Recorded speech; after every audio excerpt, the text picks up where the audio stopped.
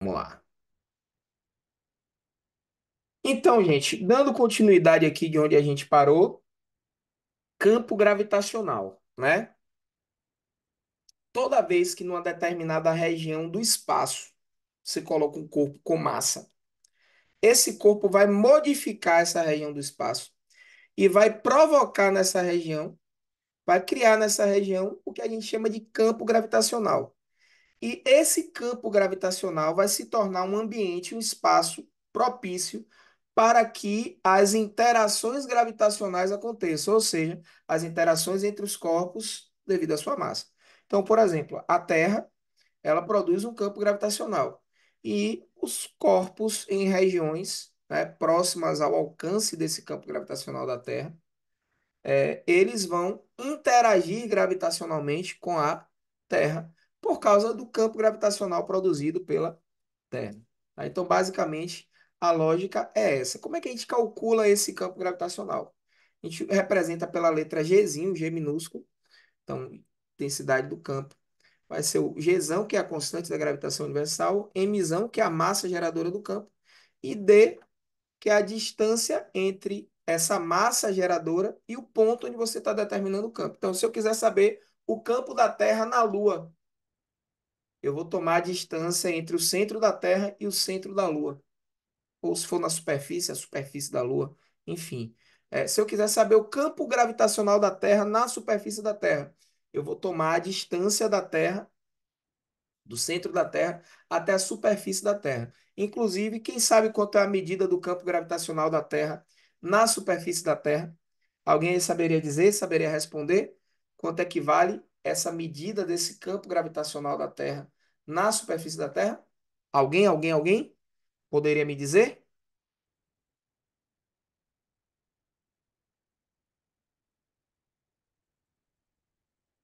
Alguém? Ninguém? É sério, gente, que vocês não sabem quanto é que vale o campo gravitacional da Terra na superfície da Terra?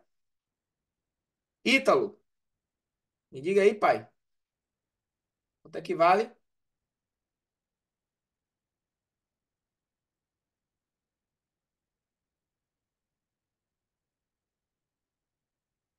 Quanto?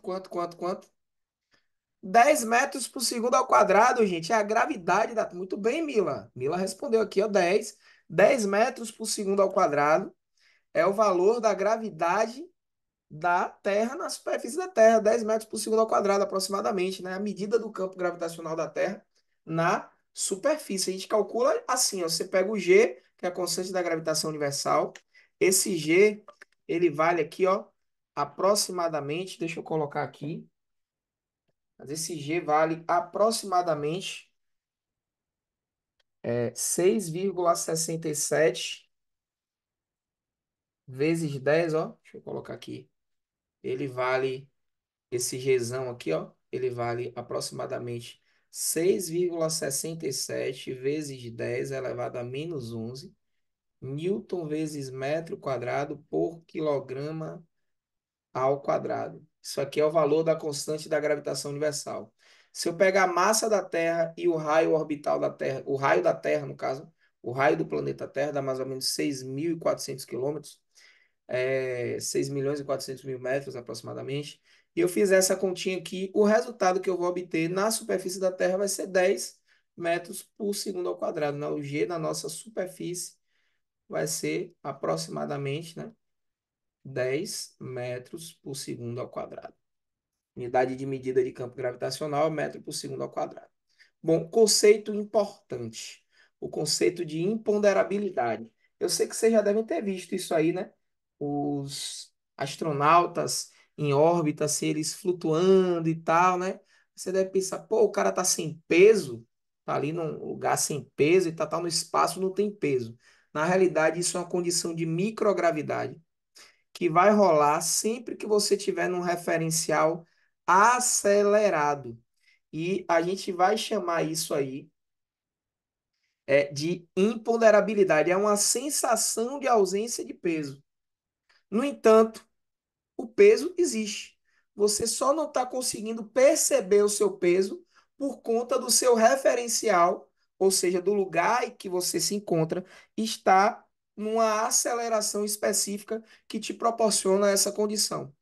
Isso poderia, isso poderia ser exemplificado, isso poderia ser exemplificado tranquilamente. Eu costumo dizer, né, quando eu estou dando aula sobre imponderabilidade e gravitação na escola, eu digo, ó, tem duas maneiras de você experimentar imponderabilidade, né? Tem a maneira de pobre e a maneira de rico. Só que a de pobre eu não recomendo muito, não, certo? Porque você provavelmente só vai experimentar uma vez. E tem a maneira de rico. Vou começar com a maneira de rico. Existe uma empresa nos Estados Unidos em que eles cobram US$ 25.000 por pessoa para a pessoa entrar num daqueles aviões especiais assim da NASA. Esse avião vai para uma região bem, para uma camada da Terra, bem, da atmosfera da Terra, bem distante, sobe bastante, e depois esse avião despenca, começa a despencar em queda livre. E aí as pessoas ficam dentro do avião, tendo essa sensação aí de imponderabilidade, de como se elas estivessem sem peso, por conta desse efeito aí é, não inercial, né? Que a gente chama, do avião despencando. Então, a experiência dessa aí vai custar US$ 25.000 aproximadamente por pessoa. Isso vai dar um pouco mais de R$ 130.000, tá? Esse preço aí. Bom, essa é a de rico, a maneira de rico, né? E a de pobre, professor? A de pobre é se você estiver no elevador e aí você estiver lá no 30º andar do elevador e o elevador despencar. Você vai experimentar durante aqueles segundos ali em que o elevador vai estar caindo em queda livre.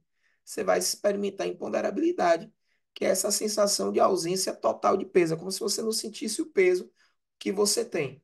Porém, você só vai experimentar isso uma vez, porque fatalmente, né, o que vai acontecer com a pessoa despencando no elevador vai ser algo muito grave. Então, eu espero que você nunca experimente isso, essa imponderabilidade, né? Aí, ó, até Juliana tá falando que nem se eu tivesse dinheiro. Juliana, eu vou dizer para você que na condição de físico e de uma pessoa que respeita a natureza, e que é muito medrosa, eu também, nem se eu tivesse dinheiro, iria. Isso é coisa mesmo desses bilionários, né? O pessoal que vai para entrar, eu quero ver onde estão os destroços do Titanic. Aí o cara vai entra num diabo de um submarino, que é um cubículo pequenininho, né? Desce mais de 3.000 metros de profundidade, uma pressão miserável, para poder ver quase nada iluminou, o nível de luminosidade, gente, horrível no lugar, para ver um quase na dica de nada mesmo. A pessoa vai desce no. Porque a gente conhece menos sobre o que está no fundo do mar do que a gente tem no cosmos. Então, o fundo do mar é algo muito, muito, muito desconhecido para a gente. Aí eu vou num negócio desse, não vou, não, nem que eu tivesse dinheiro, Juliana. Concordo totalmente com você. É uma coisa que eu não iria fazer. Esse negócio de, por exemplo, o parque da Disney, aqueles parques tem aquele negócio que você cai, despenca, mas se depender de mim, aquilo ali entra em falência, porque não vai ver R$ 1 meu. R$ 1 eu já não gosto de andar de avião. Imagine, Deus é mais. Bom, velocidade orbital. O que é a velocidade orbital? É a velocidade que um corpo possui quando ele está em movimento orbital em torno de um corpo. Então, quando o corpo orbita outro corpo, a gente diz que esse corpo encontra-se se movimentando com a velocidade que a gente vai chamar de velocidade orbital. Bom, como é que a gente calcula essa velocidade orbital? Faltou aqui velocidade orbital. Como é que a gente vai calcular essa velocidade orbital? É a raiz de g emissão sobre r, tá? Então, G é a constante da gravitação universal, emissão é a massa do corpo que é orbitado e R é o raio da órbita, tá, gente? Então, por exemplo, ó, velocidade com que a Terra orbita a Lua. Ela depende da massa da Terra, isso aqui é muito importante, viu? Quando você estiver analisando a velocidade com que o corpo está orbitando Você só vai analisar exclusivamente a massa do corpo central. Só vai depender da massa do corpo central e da órbita do corpo, da distância média que o corpo se encontra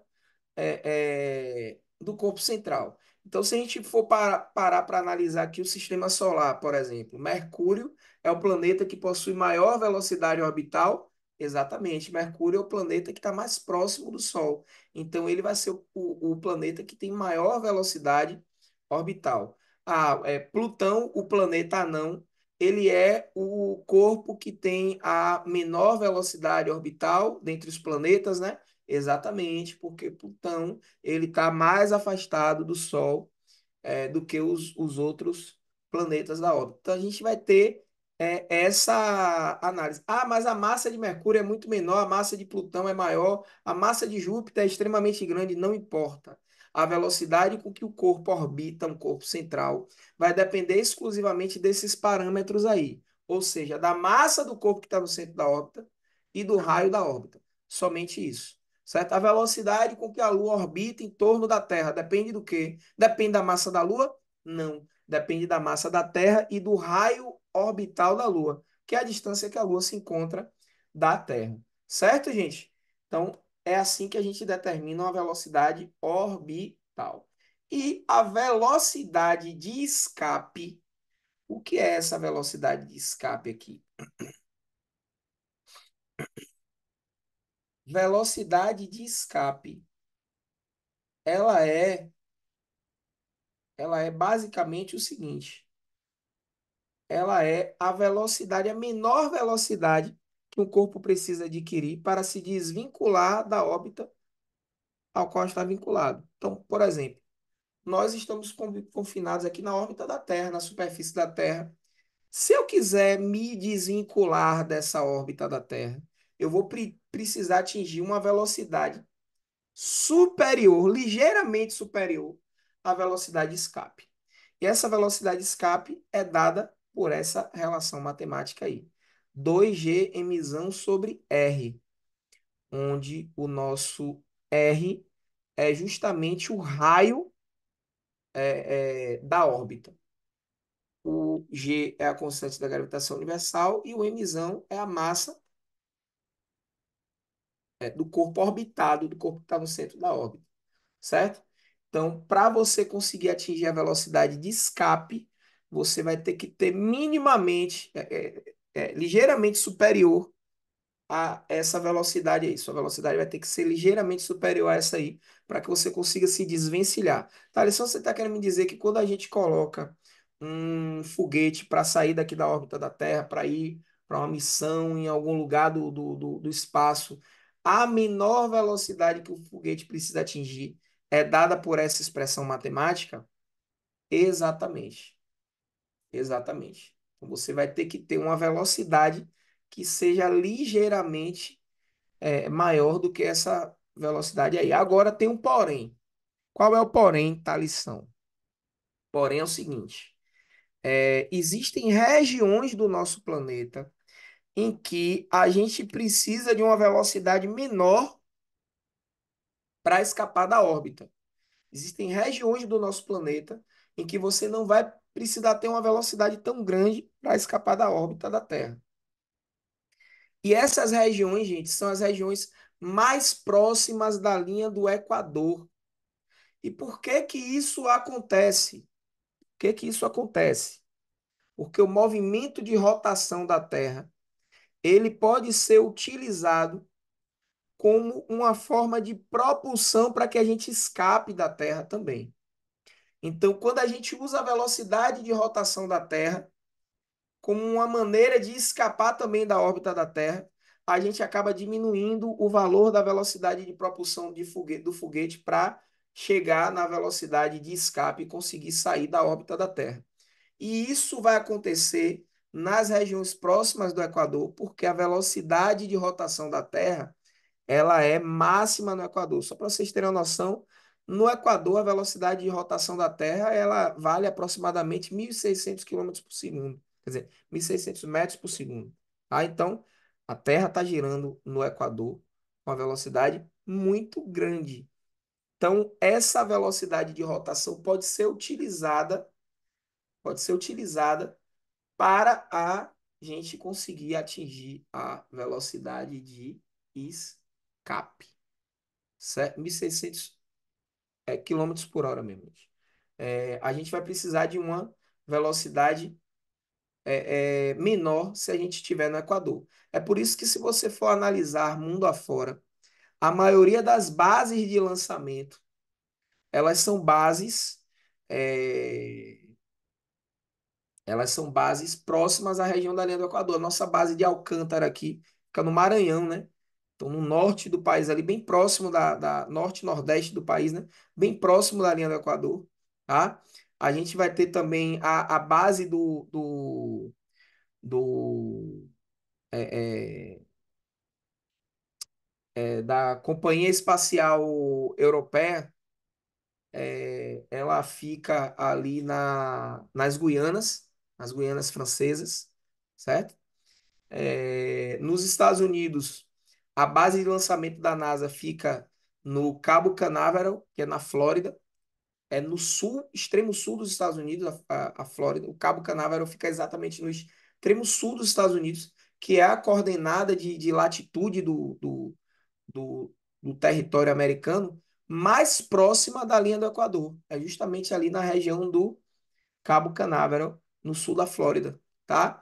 Então, se a gente for olhar mundo afora, essas bases de lançamento, elas ficam sempre próximas à linha do Equador, em menores latitudes. Uma questão que pode ser elaborada do Enem sobre isso aí, é uma questão em que ele pode te dar 5 bases no mundo e te perguntar qual das bases é a melhor para você lançar um foguete. E aí, pessoal, tá tudo certo aí, gente? Tá tudo certo, né? Qual é a melhor para você lançar o foguete? E a melhor para você lançar o foguete vai ser justamente a que tiver uma, uma menor latitude, certo? Sabemos que a latitude do Equador é quanto, gente? Quanto é que vale a latitude do Equador? Quero ver o conhecimento de geografia de vocês aí. Quanto é a latitude do Equador? Quanto é a latitude da linha do Equador? Alguém sabe? Muito bem. Latitude zero. Então, na latitude zero, você tem o melhor lugar para você fazer lançamento de foguetes. Qual seria os piores lugares, então, professor, para eu fazer algo escapar da Terra? Os piores lugares, gente, são os polos, tá? Perfeito, Ítalo. Os polos são os piores lugares para você lançar qualquer tipo de foguete partindo daqui da Terra. Então, melhor no Equador. Piores lugares nos polos. Ok? Tranquilo. Eu estou sentindo que há um potencial grande da gente ter uma questãozinha de gravitação, porque a gente teve alguns eventos científicos aí importantes envolvendo essa parte de gravitação. Eu aposto numa questão de gravitação na prova do Enem. Quais são os eventos importantes que eu aposto, que eu acho que podem motivar a criação, a produção de uma questão envolvendo isso aí? Bom, em primeiro lugar, a gente tem um lançamento do telescópio James Webb em 2021, que é um aparato que conseguiu superar a capacidade de observação do cosmos, que era até então do Hubble, do telescópio espacial Hubble. Então, ao lançarmos o James Webb, a gente revolucionou a nossa capacidade de observação do cosmos. E isso ainda não apareceu em nenhuma questão do Enem. Provavelmente já deve ter questão elaborada sobre isso aí, sobre o telescópio James Webb. Outra coisa, é um pouco mais antigo, mas que pode ser cobrado também, é que houve uma movimentação aí de uma parceria do governo brasileiro com o governo norte-americano para que os americanos lançassem foguetes a partir da nossa base de Alcântara, tá? nossa base de Alcântara. Os americanos manifestaram interesse em lançar foguetes daqui da base de Alcântara. Então, isso pode ser utilizado como um fator de motivação para a construção de uma questão envolvendo a parte de gravitação, certo? Fora isso, a gente pode ter também algo relacionado à empresa Starlink, né, do Elon Musk, que está sempre aí fazendo lançamentos de satélites, né? A gente pode ter algo relacionado também ao lixo espacial que tem orbitado o nosso planeta. Eu sugiro até que vocês procurem algumas leituras sobre lixo espacial. A gente tem hoje uma grande quantidade de lixo espacial orbitando nosso planeta. E provavelmente, na maioria das vezes que você olha para o céu e vê uma estrela cadente, provavelmente aquilo ali não é uma estrela cadente, gente. Aquilo ali é um fragmento de lixo espacial que adentrou na nossa atmosfera novamente e entrou em combustão ao ter contato com o oxigênio, né? O atrito daquele fragmento com o oxigênio faz com que esse fragmento entre em combustão e a gente diz, ó lá, uma estrela cadente.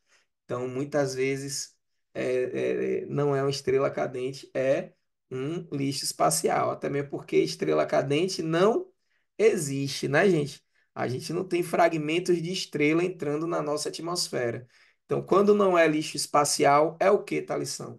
Provavelmente algum fragmento de meteorito que adentrou também a nossa atmosfera. Na maior parte das vezes é lixo espacial mesmo, tá, gente? Então, ultimamente, o que vocês têm visto aí e feito pedido, né, Juliana? É lixo espacial, né? Você está pedindo alguma coisa para o lixo espacial, achando que é uma estrela cadente, sendo que a estrela cadente, ela nem existe, tá, gente? Então, pessoal, é isso que a gente tinha para falar de gravitação, trazendo ênfase aqui do que pode ser cobrado. É basicamente isso, tá? Eu vou estar subindo uma listazinha que eu preparei, como eu falei para vocês, usando inteligência artificial. Se vocês tiverem alguma dificuldade, alguma dúvida, vocês me perguntem que a gente vai estar desenrolando com vocês aí. Beleza?